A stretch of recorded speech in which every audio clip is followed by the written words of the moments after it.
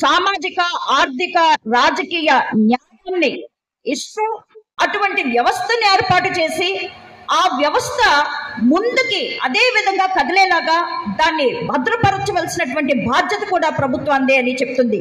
మరి ఆ రకంగా ఈ రోజు మన పరిపాలన సాగుతుందా? అది కేంద్ర ప్రభుత్వం అయినా రాష్ట్ర ప్రభుత్వం అయినా ఆ విషయాలన్నీ ఆలోచించడం ఇక్కడికి వచ్చాము. బాబాసాహెబ్ అంబేద్కర్ చెప్పినటువంటి రాజ్యాంగ లక్ష్యము ఒక్కటే. బాబాసాహెబ్ అంబేద్కర్ అంటారు, ఆ difficulty is not with the ultimate, ఆ difficulty is with the beginning.